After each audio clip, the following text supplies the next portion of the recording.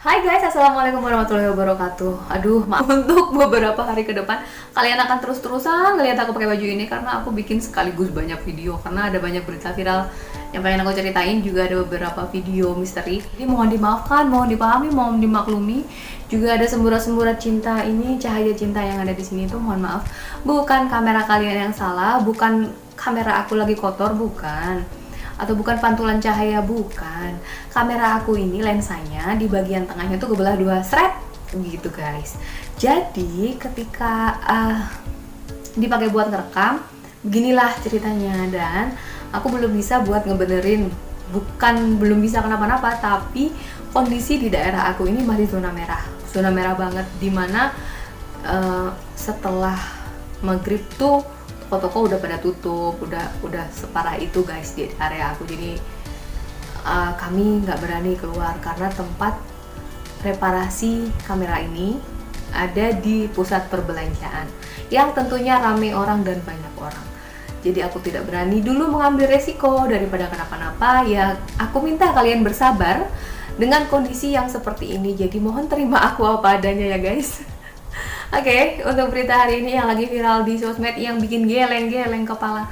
Naik angkot, masa cuma bayar 200 perak? Kebangetan nggak tuh? Kalian yang biasa naik angkot, kalian mesti paham dong istilah jauh, dekat, 3.000 atau 2.000. Seingat aku terakhir 2.000 gitu. Nggak tahu sekarang 3.000-an kali ya. Nah mungkin beda-beda juga di tiap daerah. Nah di daerah kalian kalau naik angkot tuh jauh dekat berapa? Nah tulis di kolom komen ya. Atau kalian emang gak pernah naik angkot? Beruntung sekali. Aku dulu waktu masih SMP ke sekolahnya naik angkot guys, karena emang lokasinya kebetulan agak jauh dari rumah. Oh SMA juga deh, cuman SMA itu aku lebih sering diantar jemput temen. Jadi ya naik angkot, ya naik motor gitu. Nah ini ada sebuah video viral yang bikin empat banget.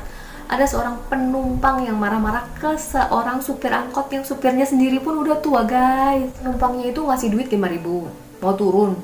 Nah dikembaliin sama supir angkotnya 2.000. Katanya angkot jurusan itu jauh dekat 3.000. Jadi bener dong kembaliannya 2.000. Wajar aja karena di aku dulu tahun udah lama banget itu ya jauh dekat 2.000. Ya kalau sekarang naik 1.000 dari 2.000 tarif jadi 3.000 ya udah lah ya, harus legowo kita ya. Nah si penumpang ini malah marah-marah dan dia bilang gini, harusnya tuh kembalinya 4.800 gitu. Berarti dia cuma mau bayar 200 perak guys. Nih tonton dulu videonya guys. Enggak, ini 3.000. Enggak 3.000 dong. Berapa? Mestinya berapa saya kembaliannya? Yang 4.800. Astagfirullahaladzim, 200 perak. Berarti Iya dari situ. nggak usah bayar. Ya udah enggak apa-apa. Iya. Ya udah. Tuh, aku aja pas nonton juga nyari tahu lagi informasinya. Ini tuh videonya sebenarnya lucu-lucuan, prank-prankan, atau emang beneran ada orang yang beneran mikir ada orang yang bener-bener bayar angkot 200 perak hari gini guys. Cari uang udah susah, zaman lagi pandemi kayak gini, kasihan banget bapaknya kan guys. Kalau aku sempat mikir ini orang jangan-jangan mabuk. Tapi kalau kita ngelihat ekspresi si supirnya ini, diem heran, shock gitu. Emang bayarnya cuma maksudnya 200 perak gitu. Nah si ininya nyolot lagi si penumpangnya ya kan guys. Kayaknya orang mabok lem kali. Habis sebegitunya gitu loh. Cuma mau bayar 200 perak karena jaraknya terlalu dekat.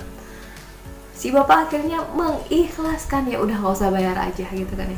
Daripada ribut-ribut lama urusannya gitu kan. Nah kalau kata dia numpangnya tuh cuma dekat, kenapa dia nggak jalan kaki? Kenapa dia naik angkot? Sementara dia nggak mau bayar dan memilih bayar 200 perak ya kan guys.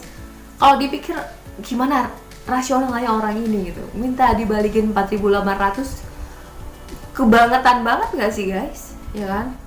Kecuali kalau misal dia minta kembaliannya 3.000, jadi dia mengikhlaskan 2.000 karena deket gitu. Ya si bapak mungkin oke nggak apa-apa ya kan. Nah atau mungkin si bapak ini emang udah lama banget nggak naik angkot ya kan.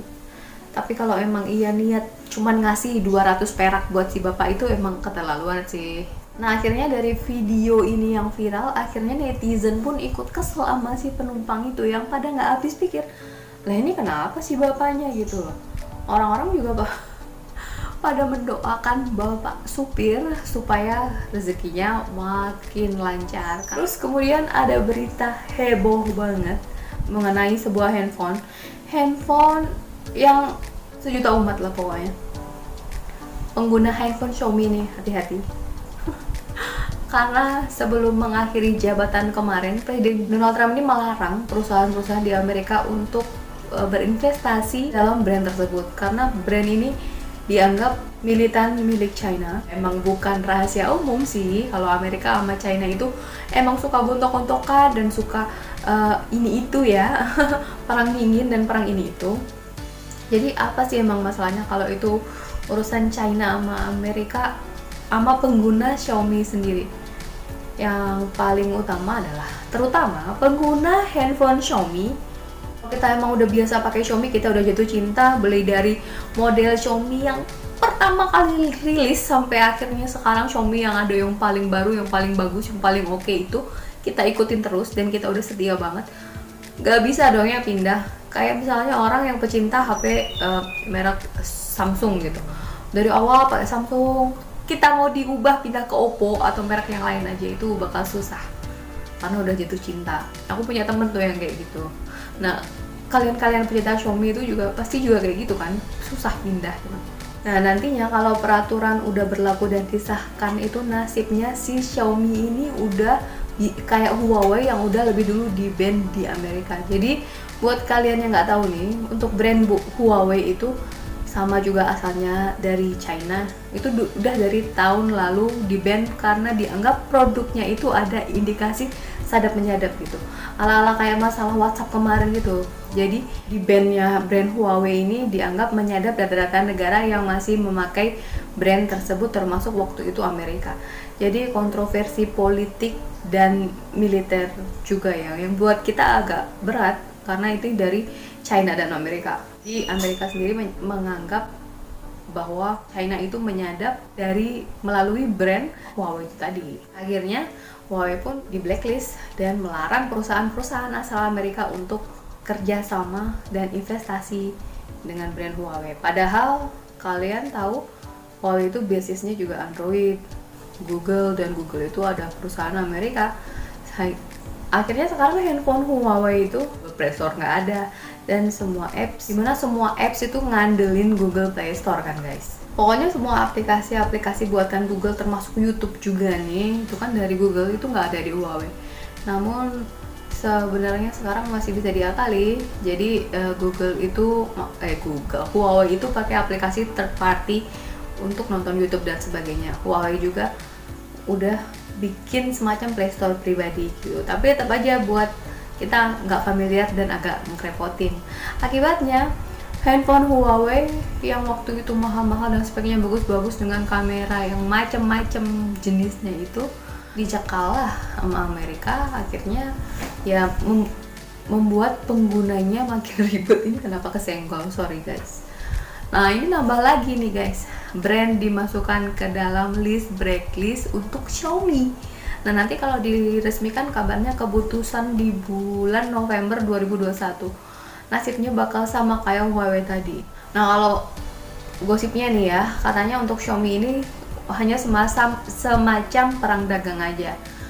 Nah karena peringkat Xiaomi ini ada di peringkat ketiga secara penjualan handphone di seluruh dunia. Jadi kalau masalah Huawei tadi kan emang cukup serius karena masalah sadap-sadapan. Tapi kalau Xiaomi ini konspirasinya tuh kayaknya emang ada kayak persaingan brand gitu. Tapi ya nggak tahu lah, kita tunggu aja gimana kabar selanjutnya dan kita tunggu nasib Xiaomi mendatang. Gimana buat kalian para sahabat Xiaomi, mau memutuskan untuk langsung pindah ke brand lain atau masih santai aja karena belum ada tanggapan dari pemerintah, belum ada tanggapan gimana-gimananya ke depannya karena juga masih lama sambil masih nabung. Coba kalian boleh tulis di kolom komentar gimana tentang teori konspirasi ini. Jadi itu tadi 2 berita update hari ini. Jadi terima kasih buat kalian yang udah nonton Cerita Maya hari ini. Sampai ketemu lagi di Cerita Maya episode berikutnya. Jangan lupa giveaway-nya tanggal 31 Januari 2021. Bye!